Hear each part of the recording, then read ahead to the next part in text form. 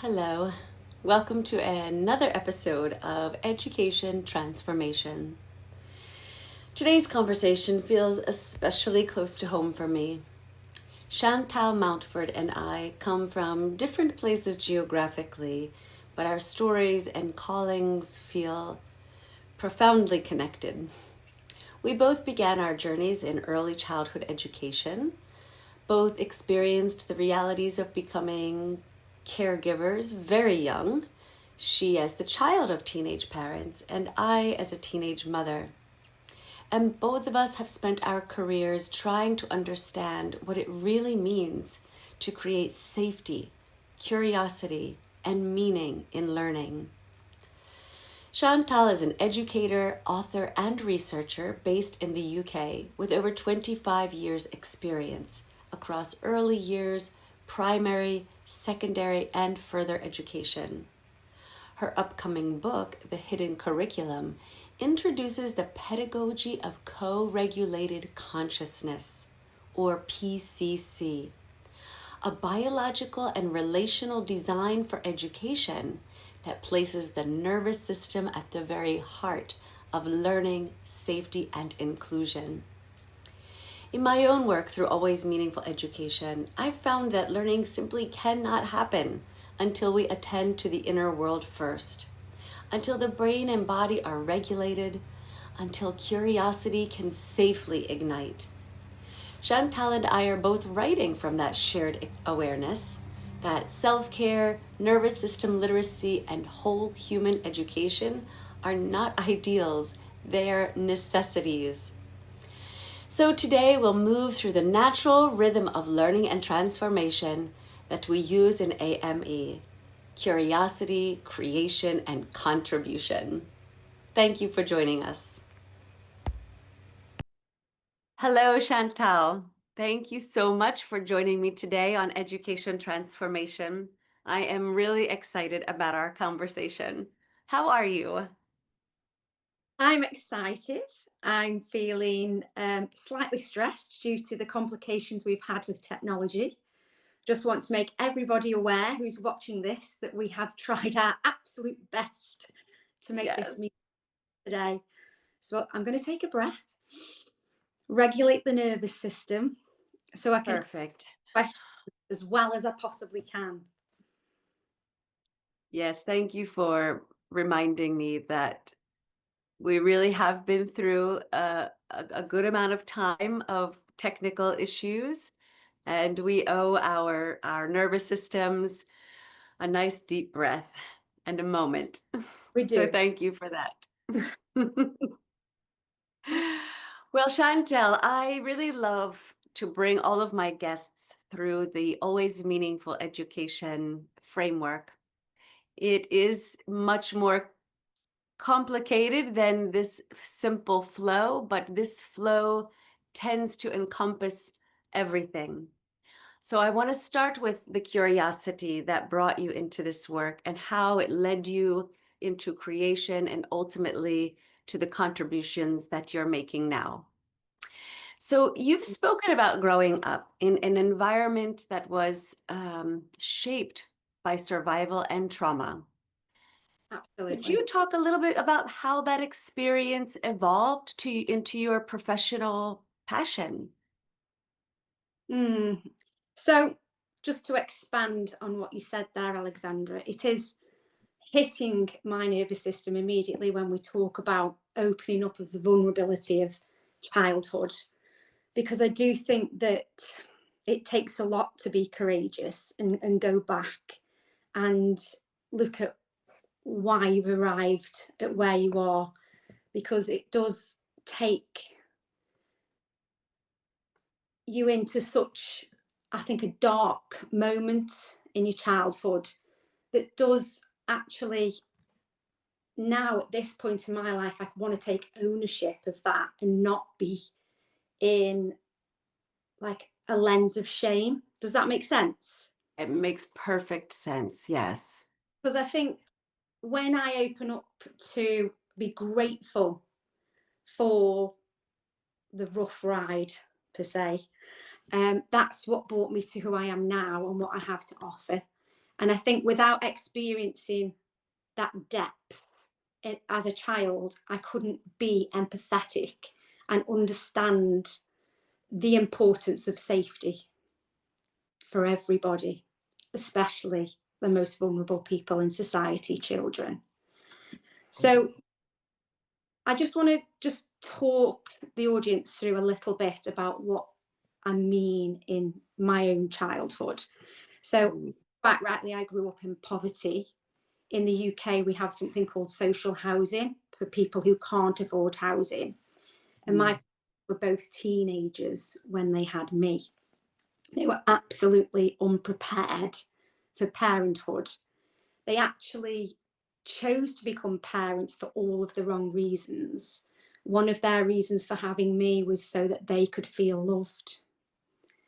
And when they told me that as a child, I wouldn't understand and comprehend how impactful and the amount of responsibility that they were putting onto me. Wow. So that was a starting point, really, that they didn't have the love that they needed, and they thought by having a child they would gain love. You know, Chantal, you and I, our paths have really, although geographically different, as I mentioned in the intro, we really have run similar paths. And in this, when you're saying this, my own experience, it's resonating with. I mean, my mother was also a teenage mom, but also I was a teenage mom. Yeah, And I was also wholly unprepared. yeah, And actually, that unpreparedness is what caused me to seek out education in early childhood education and development, because I was trying to equip myself mm, through knowledge for how yeah. to care for my child. Mm. So please continue telling us. Thank you And for sharing. no, I just want to go back to what you said there, because that really Mm, resonated when you said that you use knowledge for understanding. And something that I've learned about myself recently is that to soothe my nervous system, I need the knowledge. And mm, that is a loop that I think that I've always taken hold of without understanding how to articulate it, or why I had to understand everything. And now mm. I realize that it soothes my nervous system to understand why. Ah, honestly, again, Mm, the why and how is a part of my message and purpose, is mm, shifting this. In education we focus on what are they learning and when are they learning it, and I'm saying no, it's how and why. These are yeah. the important questions that empower us. Like you're Mm, saying, it's the knowledge that is giving you the awareness of how to mm, regulate your nervous system, how to be fully present. mm. Mm, And I think beautiful. that started with, as I grew up, I wanted to know why my parents were behaving the way that they were behaving. Mhm. What about their narrative, their path, that caused the behavior that I was witnessing? And it was always going back to that why, that why. And I think that was derived from my own compassion for them. And I'm not going to say I didn't go through a stage where I blamed them, because I think I did. And I think that we all go through, it was all your fault. You didn't give me this. My needs weren't met. To then actually understanding generational trauma and understanding that they, and feeling so compassionate for them now of everything that they were trying to hold, and not having the understanding of why they were acting the way that they were acting, not understanding survival patterns, not understanding being reactive in the moment, because they didn't have any nervous system literacy, any understanding of what was going on in their own narrative that they were playing out. Sure. So that, I suppose, I've spent a lot of time reflecting on why they were the way they were, and how I didn't want to pass that generational trauma back on to my own children. And So those seeds were planted in you as a child. yes, That was mm, a seed that over time yourself and your life experiences were watering those seeds, and Yeah. they are growing into this awareness that I understand from following your amazing posts on LinkedIn and getting to know more about you.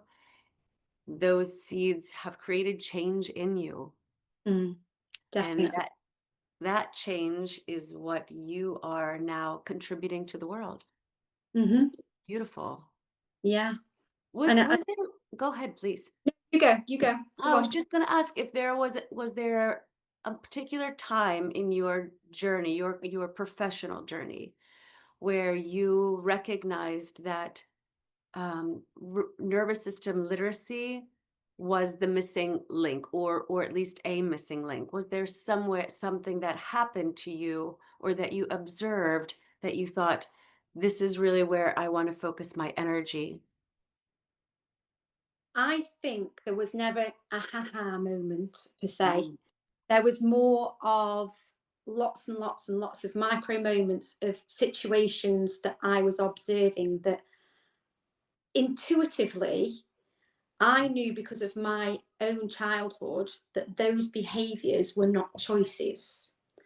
And I didn't have the articulation of nervous system language to explain to the colleagues that I was working with that this is not a choice.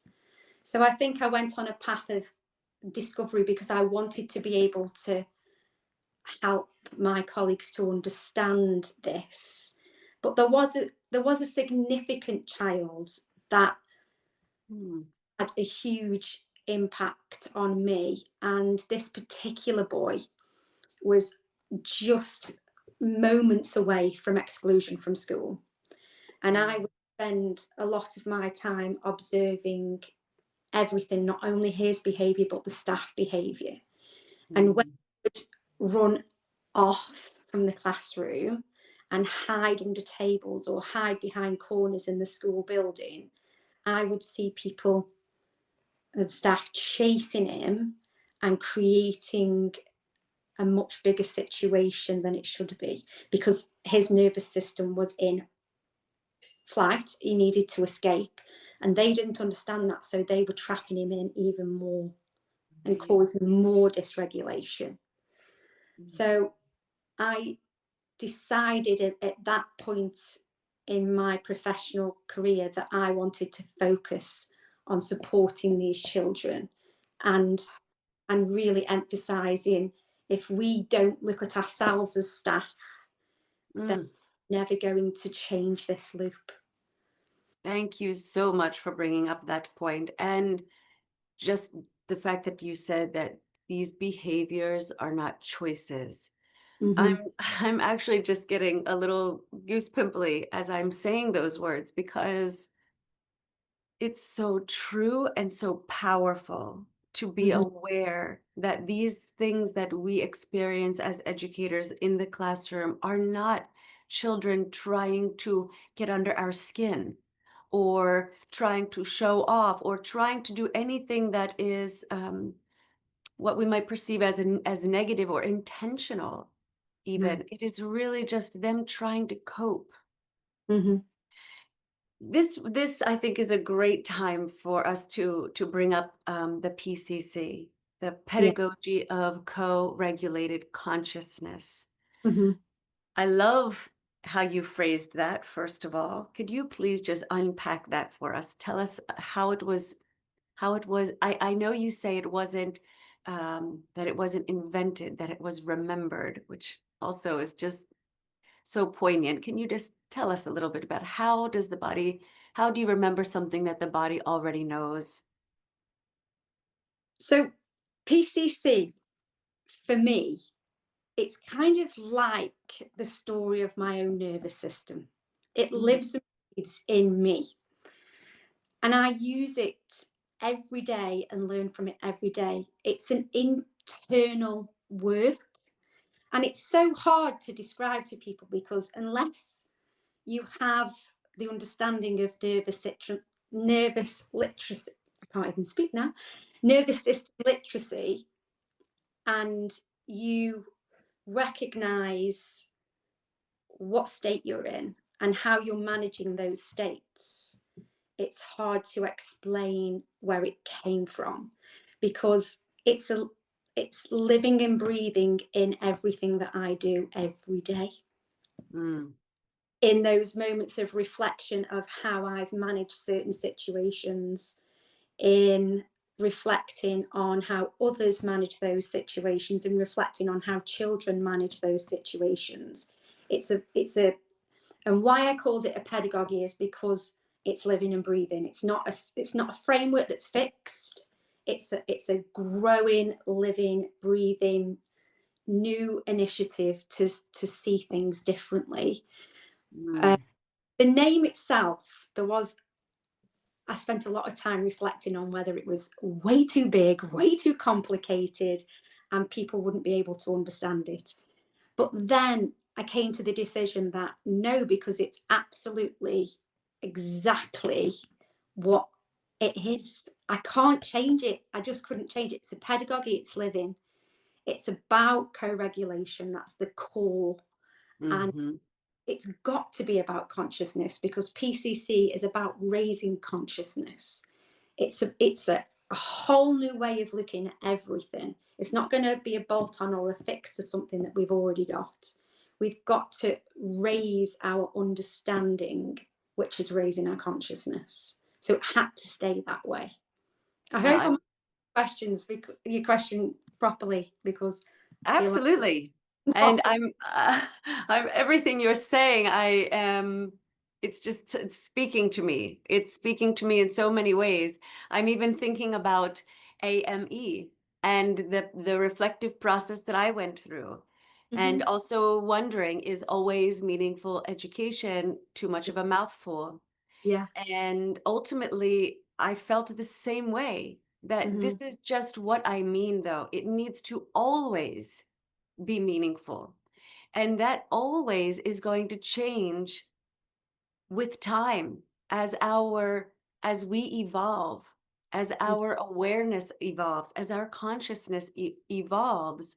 Mhm. We will know more and understand more. And what I want for education most of all is that it will never remain stagnant again, the way that it has for the past 100 plus years.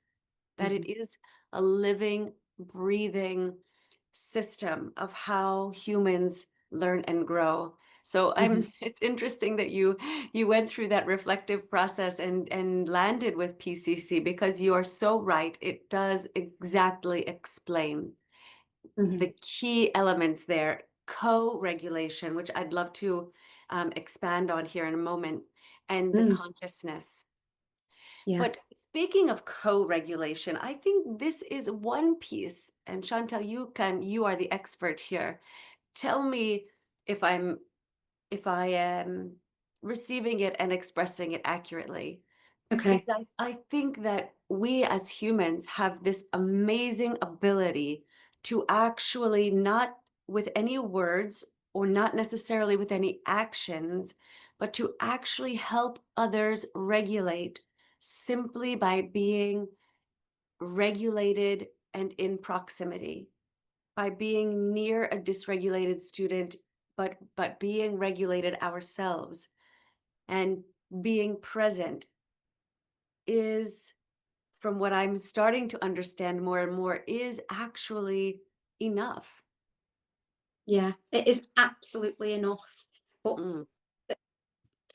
when you describe it that way, it sounds so simple, doesn't it, Alexandra? It does. I know it's not though.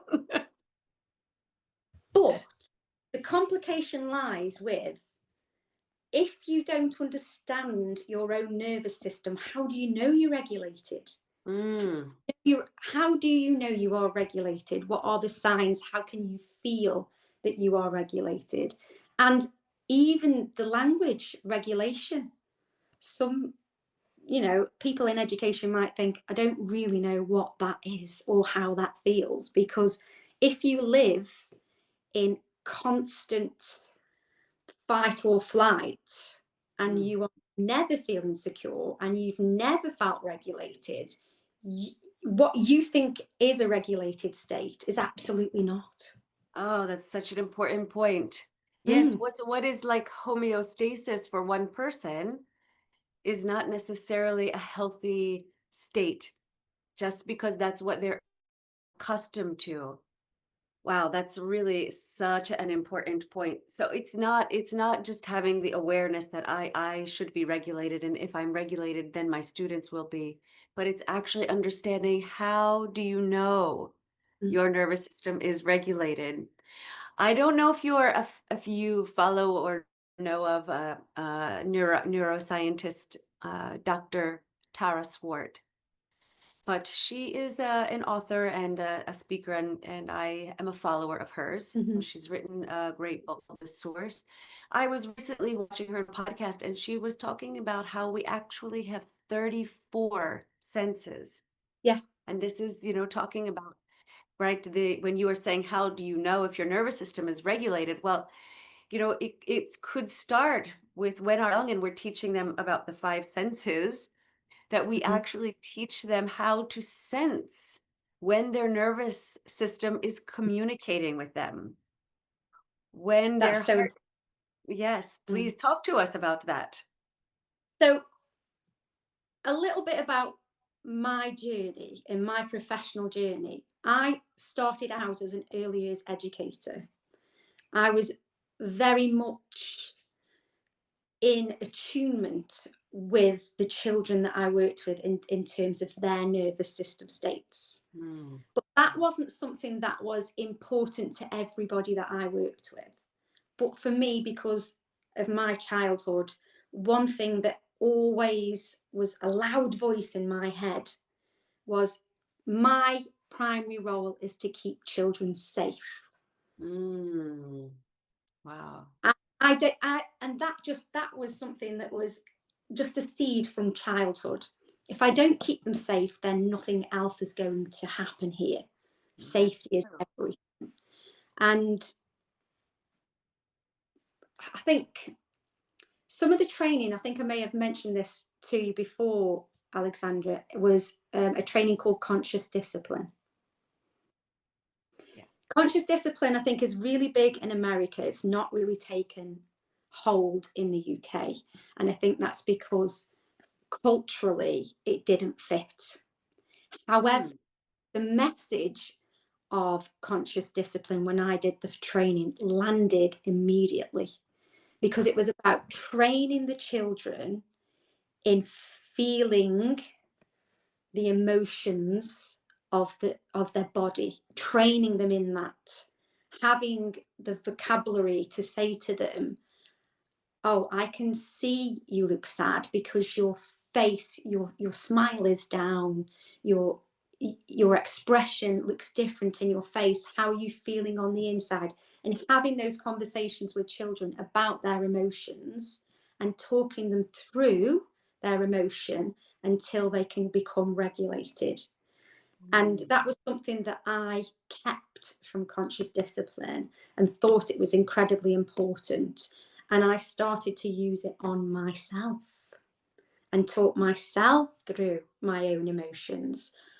I know it sounds crazy. Oh, Chantal, you're feeling angry, you've gone red, your stomach's all tight, you're desperate to go to the toilet. And I was watching and noticing signs in my own body because nobody had ever taught me this. Mm-mm. And I spent many years with children teaching them about their own emotions and how emotions feel in the body. But at the same time, I was teaching myself. Yes. I think that children really learn well when we learn with them. Yes.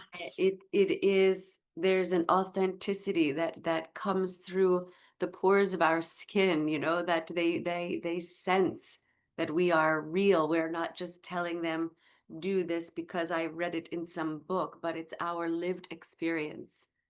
Yeah. I always say, and I did do a post on LinkedIn about this, that we are like tuning forks. Mm-hmm. Post. But children will tune in to the tuning fork. So Yeah. if you're tuning fork as a frequency of chaos, the children will follow. If Exactly. form is calm and regulated, they will follow. I'm not going to say they won't become dysregulated, but you can then bring your tuning fork over and help them with regulation again. And I think I always see myself as a vibrational tuning fork for the people, the students that I work with, the colleagues that I work with, the children that I work with. And I know if I don't have a high vibration on my tuning fork, that's going to impact others. And Mm-hmm. that's where that links into checking in with my own regulation before meeting others, or before being and knowing when I'll be at my best and when I won't be at my best, and Such giving a my grace for that, not shaming myself for that. And I think staff who work in education need to know that they can have a moment, they can pivot, because if they don't have those moments to pivot and regulate, they're just going to throw everything that they're feeling on the inside out to everybody else. That is so true. And you're absolutely right.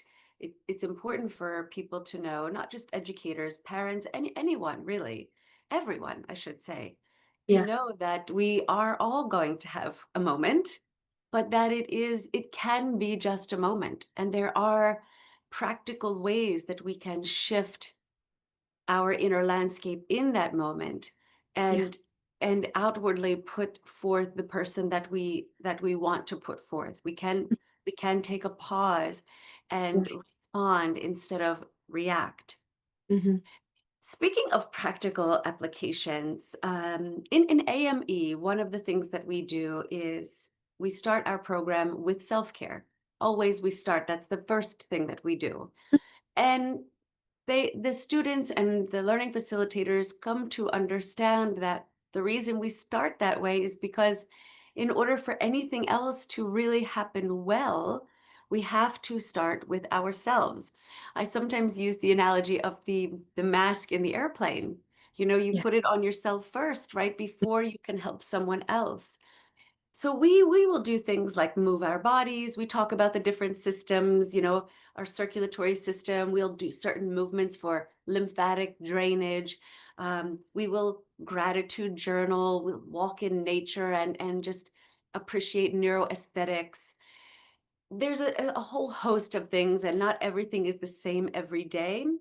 But I'm just curious, from your work with PCC and in your schools, are there particular practices that you tend to utilize each day, whether it's with other teachers or with students? Do you see, um, some parallels between AME and your work with co-regulation? I absolutely love all the strategies that you just mentioned there, by the way. Thank I you. have all of those in my own daily life. Walks in nature helps to regulate. Journaling is like everything to me. Me too. Movement is incredibly important. So all of those are fantastic tools.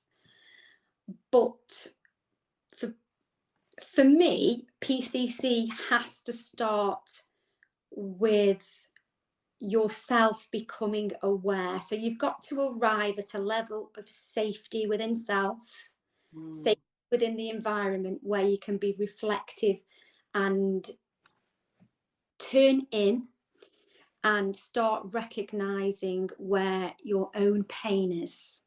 mm, Because we're expected as educators to have it all worked out. You know, mm-hmm. not expected to arrive with pain and trauma from our childhood and our past, and we're supposed to be regulated all of the time, and Mm-hmm. it's a total cover up. It's a Yes. Every single person that I've ever worked with in education arrives with a huge amount of baggage that has not been looked at, hasn't been sorted out, and it bleeds through everything that they do. It's the armor that they wear when they go into teaching, and it implicates who they arrive as. Mm. And they can be triggered easily if they haven't arrived at handling the pain from the past. So PCC, I think, could be very resonant to people where they've arrived at a place where this is absolutely right. I've got all my tools in my toolkit now as an educator. I know how to educate, but is my nervous system ready? And is it ready enough to be able to offer co-regulation to all of the children that I work with, even in the most chaotic moments? Mm. A child throwing a chair, it depends what age group you work with.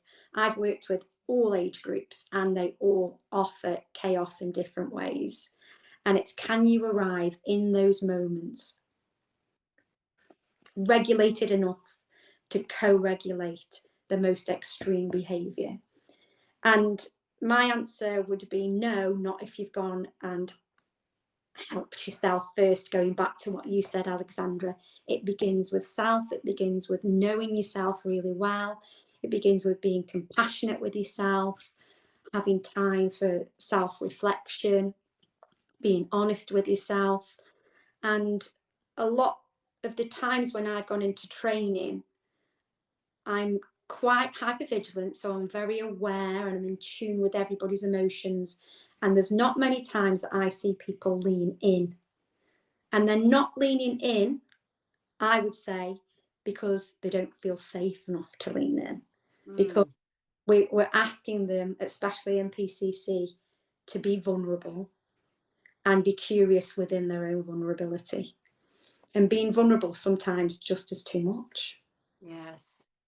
Especially for people who've never been asked No. before, who've not grown up or had experiences with other adults where they've asked them, how are you feeling? Not just the how are you that you say to somebody passing on the street, but really, really showing genuine concern and care for how someone's inner landscape is. It can be frightening, I think, for educators. I know I'm in a program right now called Applied Educational Neuroscience, and it is all about this. We're studying from a text you might know called Childhood Disrupted. And it's shocking and eye-opening how these childhood experiences really do affect us as adults. They're called, in the book, they refer to them as ACEs, Yeah. your adverse childhood experiences. And I love that what you've said. There's two things that I think an educator could walk away, and if they have kept these two things in mind, it could really help shift the way they respond instead of react. And one of them is just that the behaviors are not choices. Mm-hmm. And the other thing is the vision of themselves as the tuning fork. Yeah. Right. I just feel that if you're in the midst of a classroom situation or work situation and things are chaotic, if you can keep those two things in mind, it's going to really impact how you are present in that situation. But then at the same time, are you ready to take accountability for what's happening in that room and not blame it on, it's him, it's her, Mm. they're doing I'm being No, triggered. there's a lot more work to be done. There's no doubt. And honestly, I think you will agree with me that this is not a work that ends. This is a No, lifetime work. this It is is a life. lifetime of reflecting on ourselves, being present, being willing to be vulnerable, allowing ourselves that moment when if you feel tightness in your chest or you feel heat come to your head or you feel tingling in your hands or something, to stop and not just try to ignore it or suppress it, but really think, okay, where am I right now? What are the thoughts that are entering into my mind? Where are these emotions coming from? What is my nervous system trying to say to me? Do I feel safe? And that's the question you need to keep on asking yourself. Do I feel safe? Because I don't think a lot of people understand what safe is. There's a physical aspect to feeling safe, and that's a Mm. what people would think about more when they think of safety, physical safety. But we need to start understanding that we need to feel emotionally safe as well. But then there's always that contrast of, well, what feels emotionally safe to one because of the way that they've lived their life and what the nervous system is used to, and then what feels safe for somebody else. And I think that that's where PCC will help scaffold for people to understand what emotional safety really looks like for children in a classroom and for staff in the school, and what safety will really open up for learning development. It is a beautiful thing to observe young humans. I mean, humans of any age, but because of our life's works, we often are around young developing humans. We're all developing, but I should just say young humans. And it is a priceless experience for me when I am in the presence of children who do feel truly safe and their learning is ignited by things that they are curious about. Mm-hmm. And it is just like watching human potential expand in the present moment. It is incredible. They will take learning and run with it in ways that we could never imagine when they have that, have that safety. And then you realize it's absolutely innate. You don't have to force them to learn. Yes, I know. Isn't it beautiful? Oh, thank you for saying that, Chantal. What a beautiful point. You're absolutely right. You just have to get out of the way, basically, Let me, Offer the resources, good resources. yes, yes, right. In a resource-rich environment, or at least the tools for understanding how to access learning. But even all those things aside, because I have worked with students from preschool through college, from various economic backgrounds, nationally, internationally, public, private, you name it. I've been in it. And I can tell you that with very little and very much, the resourcefulness is born in that place where there is safety. And when children know that they're going to learn about something that they are excited about, and they have a relationship with the adult who is going to facilitate them, and they are safe, it's it's really beyond words. It's a blessing. I consider myself very blessed to witness that on a regular basis, seeing kids just expanding and growing and taking ownership and just growing into the potential that they are. It I does want to ask you, please, no, first, go ahead, reply. it does sound absolutely incredible and amazing. You know, everything that you mention within your education system sounds profound. But for me and for PCC, and because of the life that I've led, my passion is grounded in what we call mainstream in the UK, which is free education for all. And currently, the way it happens in the UK now is there's two streams. You can go to a paid private school, or you can go to a free school. Now, Okay, much like the US, I think, yeah. yeah, within the private sector, I'm not sure whether they probably don't offer safety in the way that PCC would see safety. Mm. However, they do have much smaller classroom sizes, which I think in itself takes pressure off the nervous system of the teacher in the room, which probably does create an element of more safety. Plus, the children that go to those schools possibly come from families who are more aware of safety. Mm. Only a maybe, because it won't be all of the children that go there. However, the majority of the children that go to the free school, they're coming from possibly poverty, dysfunction, dysregulation, inherited trauma. And I'm not going to say that that doesn't happen in both pathways. I want to make that very clear. It probably does. However, I do assess in a private school and in free schools, and they're very different. They're very you pay for a different experience in a private school. And I think for PCC, because I come from poverty, deprivation, chaos, and that's where my story started, PCC has to be for those children. It has to start opening up the lens in a mainstream route. I don't want it to be something that becomes private and for the elite and for the ones who can afford it. I want it to be, and I'd like to see anybody who wants to lean into it in the mainstream education system be able to have that, be able to have that understanding, to have the knowledge, and to be able to heal. Yes, I'm with you 100%. And I know that the work that you're doing in the free schools, and I know you're working in a lot of different areas of education, but my heart is in this place with you also. I am determined. It's my life's work.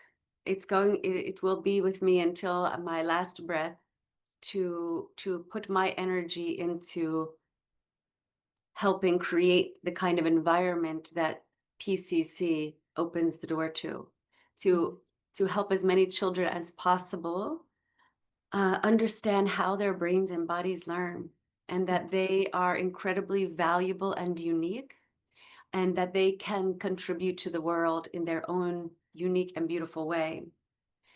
Having said that, I know that you and I are both working on books right now, which is another way that our paths are running side by side and intertwined in many ways. Your upcoming book is called The Hidden Curriculum. Mine is The Shift. Both challenge old paradigms. What do you hope your readers will take away, not just intellectually, but biologically and emotionally from your work? That it starts with them, Mm. that it's about healing, that it's about moving away from performance, that's Mm. about a slower pace, that they truly matter, and offering people a safe enough environment to open up and lean in, Mm. and to feel that there is an alternative way. And if they have a copy of the book, they have an opportunity to see education in a different light and strategies to be able to not only heal themselves, but heal the classroom as well. And then hopefully heal the school, and then hopefully heal other schools. And then before we know it, it's like a domino effect. Yes, We're all using nervous system language. absolutely. So speaking of strategies, I'd love to just for educators and parents who want to begin integrating nervous system awareness right now. Could you give a few practical steps or mindset shifts that someone could just start immediately? So my first CPD session, that will be born after the book is launched, starts with the educator's nervous system, which could also be the parent's nervous system as well. And I think that's just having an opportunity just to think of your emotions as data. Mm, I love that. When they arrive, ask them, why are you here? What are you trying to show me that I'm not listening to? Mm, wow. Where am I feeling the discomfort or the dissonance in this moment? I would also like them to understand that all emotions are welcome. Don't shut certain ones out and welcome certain ones in. I did watch a podcast recently, and he said something on the similar lines of, I don't know if you've heard it before, Alexandra, that joy is the matriarch of emotion, but Mm. she won't let you in unless you allow all of her other family members to join. Oh, wow. So, meaning you cannot feel absolute joy unless you feel all emotions. That is a very powerful way to envision it. Helpful. Yeah. So, micro moments of just asking yourself, seeing it as data and asking yourself, why are you here? What have you come to teach me? How can I move forward? And Love. then reflect. And because what I've reflected on, because I do that, I have less moments of dysregulation because I allow all emotions to be seen and felt and understood and cared for. I am Is that 100%. Yes, mm, this is, and it is my experience as well that when I started to make that small shift, small but so powerful, powerful? from feeling an emotion like unworthiness or shame or doubt or fear or anger and thinking, oh, there's something wrong with me. From that to saying to the shame, I feel you. Ah, I know that you came from my experiences in this life and there was a purpose for that. And I just feel you. I recognize you. And it mhm, seems as though the emotions themselves are alive and they just want that recognition. they They just do. want Mm, the opportunity to be expressed and felt. And mhm, then many times, in my experience anyway, if it's an emotion that might seem like a barrier in that moment, it sort of just melts away. Like it was just saying, just acknowledge that this is how you got here and I want to be felt, and that acknowledgement allows me to move forward with that awareness. That is a beautiful tip for our listeners, Chantal. I couldn't have imagined a better one. So thank you for it's that. a good starting point. And Yes. then we would move on to states, because states are more complicated, nervous system Mm, states. I think you've got to have the emotional language and recognition and understanding its data before we start leaning into nervous system states. Because if that's how I started and then moved into states, then it worked. I think it would work for others as well. absolutely. And I think for parents, educators, anybody who is fortunate to work with children, if we're sending them this message that it does start with them, and here's a simple, I say simple because it's not a complex thing to do, although it's complicated. It's It's not called, complex. We can say to our emotions, I feel you, I acknowledge you. Just bringing that awareness inward is going to start people on a journey of more self-awareness and more reflection. And with that, coupled with recognizing that the behaviors that they see in their children are not deliberate manipulative choices, but actually their coping mechanisms. I think with that, those two insights and the vision of them as a tuning fork is a beautiful hmm, gift yeah. for And if they listeners and can, inspiration.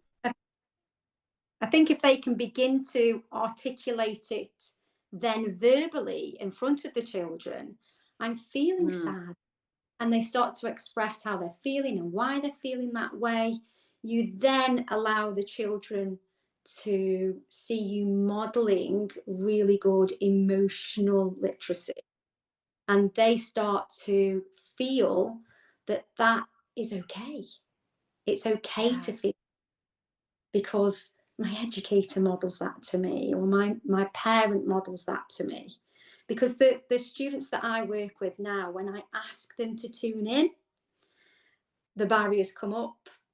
they're like, oh, this feels absolutely, totally unsafe and uncomfortable, because they've never had it modeled to them before, and they think that it's a total weakness to tune in. Wow. I 100% agree. And I think that it also invites them into our authenticity when we are, again, we talked about this a little bit earlier, just when you are in the present moment instead of trying to deny that, but to invite them into your process and be real. Oh, that felt really frustrating for me. So I'm just going to take a moment and take a few breaths and, recenter myself. A simple 20-second phrase to a child is like giving them the permission to acknowledge that they too might have feelings that are unpleasant or uncomfortable, and that they too can have strategies to help them navigate that. And then for that adult to come back into the situation 30 seconds later or whatever, calmer and with their tone changed, is sending that message to the child in real time. Mhm. Wow, I just watched this adult experience frustration, take a moment, The power, recenter, and come back into the experience calmer and regulated. And how powerful is so, that? so powerful. To, Mm, to experience that as a practitioner would have been everything to me. The fact yes, I'm he, with you. it would have just, instead of what I did see was educators taking out their frustration on children, Oh, rather children. than acknowledging that they feel frustrated and regulate their frustration, but then also ask the frustration why it arrived at the same time. Yeah, Mm. and it's been a hard.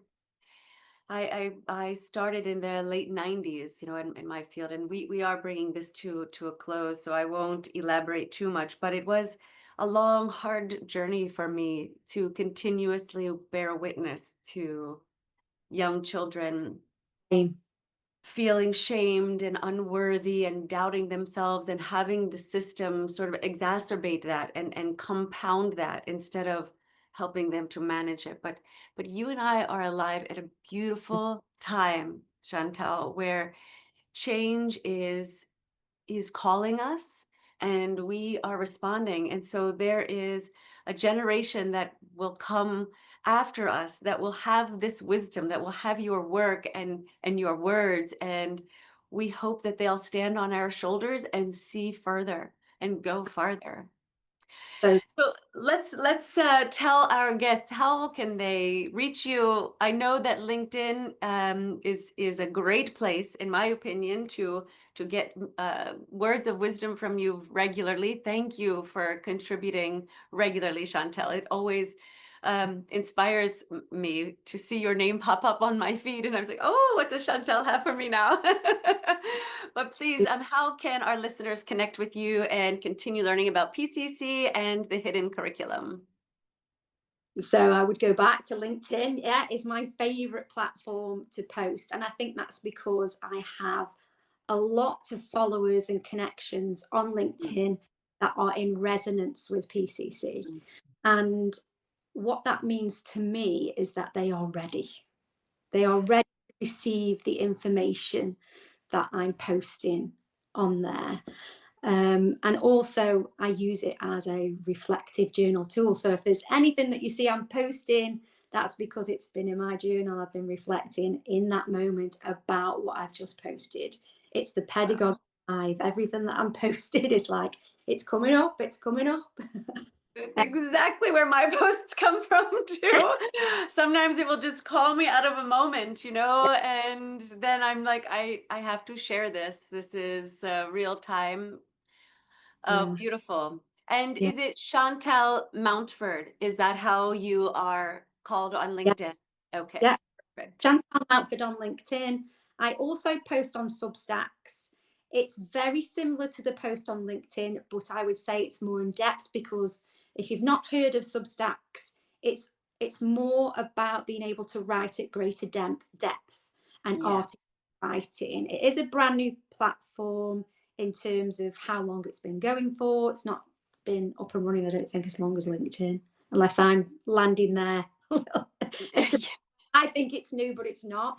Uh, it's taken me a while to figure it out, Alexandra. It was like blowing my mind because it's nothing like LinkedIn. Are you on Substacks? I recently went on and I picked all these different categories and things, so starting to receive things in my feed, but I'm also relatively new. I think you have a bit more experience than me if you're publishing on it already, but it is in my heart and plan to know it better and also contribute there.